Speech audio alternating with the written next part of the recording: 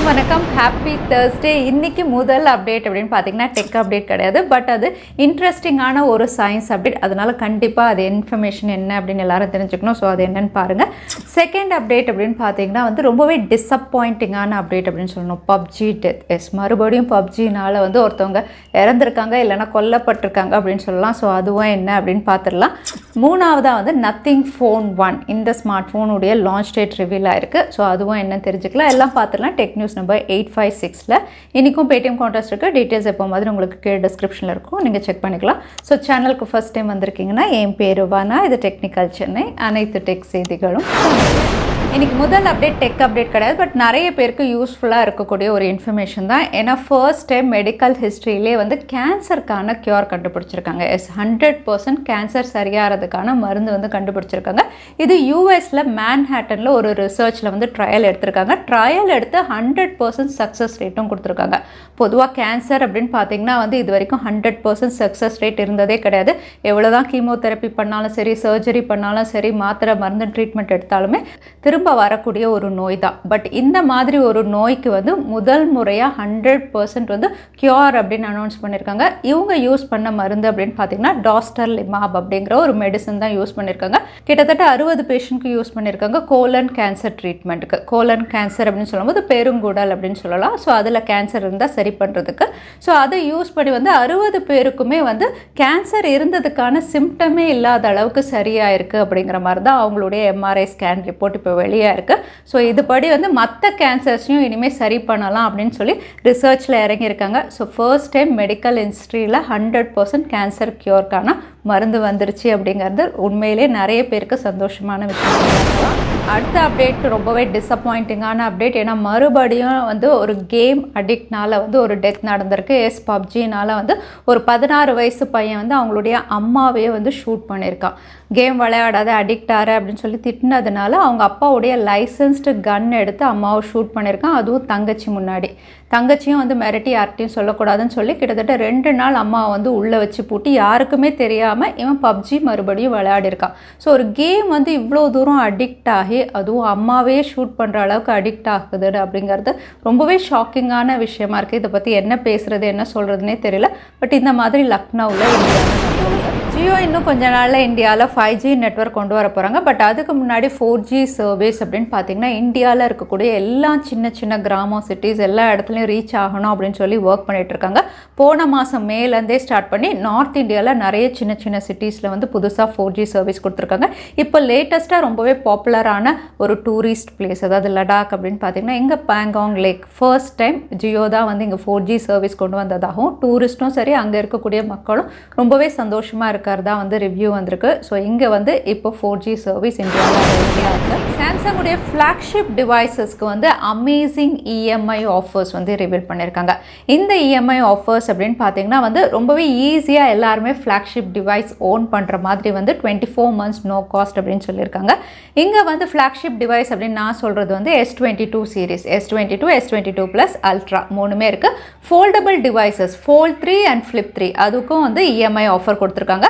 இங்கே இஎம்ஐ அப்படின்னு பார்த்தீங்கன்னா HDFC பேப்பர் ஃபினான்ஸ் அப்படிங்கிறத கிளியராக மென்ஷன் பண்ணியிருக்காங்க. ஸோ இந்த பேங்க்கில் தான் இஎம்ஐ கிளைம் பண்ண முடியும். S22 அல்ட்ரா வெறும் 4584 per month அப்படின்னு இங்கே ரிவீல் பண்ணியிருக்காங்க. அதே S22 அண்ட் S22 Plus அப்படின்னு பார்த்தீங்கன்னா அப்ராக்சிமேட்டாக 3000 rupees per month பே பண்ணி இந்த ஃப்ளாக்ஷிப் டிவைசஸை ஈஸியாக பர்ச்சேஸ் பண்ணுற மாதிரி அமேசிங் இஎம்ஐ ஆஃபர் இப்போ சாம்சங்கில் அவைலபிளாக இருக்குது. Vivo X80 series camera centric series இப்போ ஆஃபர்ஸில் ஜூன் 30 வரைக்கும் HDFC கார்டு யூசர்ஸ்க்கு கேஷ்பேக் ஆஃபர்ஸில் அவைலபிளாக இருக்குது.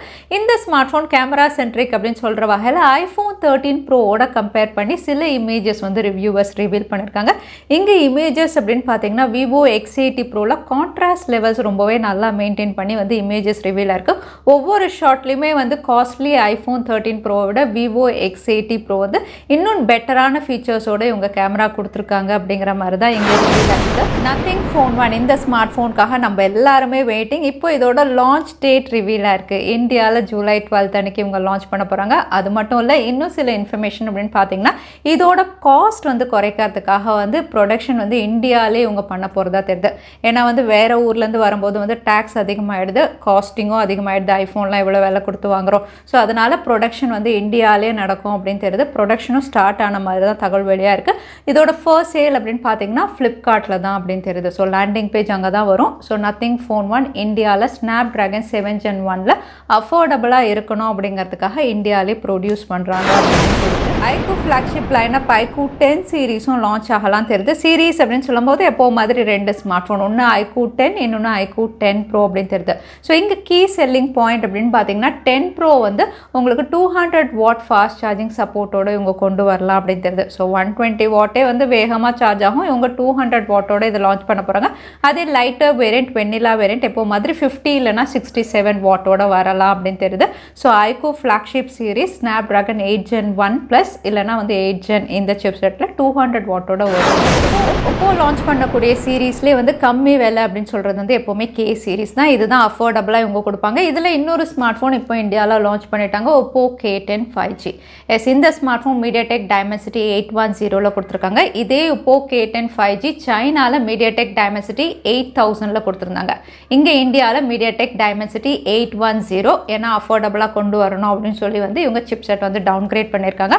அது மட்டும் இல்லை, LCD panel, 48 mega pixel camera, அதோட 5000 mAh battery, 33 watt fast charging சப்போர்ட்னு இன்ட்ரடக்டரி ஆஃபரில் 17,999க்கு நீங்கள் பர்ச்சேஸ் பண்ணலாம். இங்கே ஆஃபர் அப்படின்னு பார்த்தீங்கன்னா 1500 கார்டு ஆஃபர் மென்ஷன் பண்ணியிருக்காங்க. இங்கே ஆக்சிஸ் பேங்க், அதுக்கப்புறம் SBI, ICICI பேங்க் 3 பேங்க்குமே வந்து இங்கே லிஸ்ட் அவுட் பண்ணியிருக்காங்க. ஸோ இந்த கார்டு யூசர்ஸ் எல்லாமே வந்து 1500 rupees லான்ச் ஆஃபரில் இதை 17,999க்கு நீங்கள் பர்ச்சேஸ் பண்ணலாம்.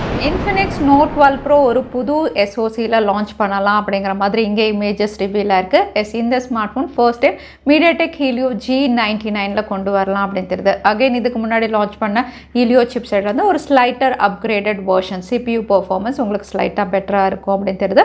இந்த புது SoCயோட Infinix Note 12 Pro first launch ஆகும் அப்படின்னு தெரியுது.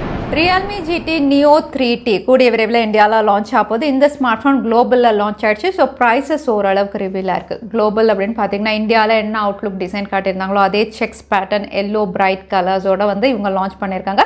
இன்னும் சட்டில் கலர்ஸும் இவங்க கொடுத்துருக்காங்க. இந்த smart phone snap dragon 870 64 mega pixel triple camera, 5000 mAh battery, E4 AMOLED பேனல்னு இந்த ஃபீச்சரோட குளோபல், அதாவது இந்தோனேஷியா மார்க்கெட்டில் 29,000 கிட்ட லான்ச் பண்ணியிருந்தாங்க. பட் இந்தியா அப்படின்னு பார்த்தீங்கன்னா வந்து இது 30,000 to 35,000க்கு ஸ்டார்ட் ஆகலாம் அப்படின்றது. பேஸ் வேரியண்ட்டே 35,000ல் ஸ்டார்ட் பண்ணலாம்.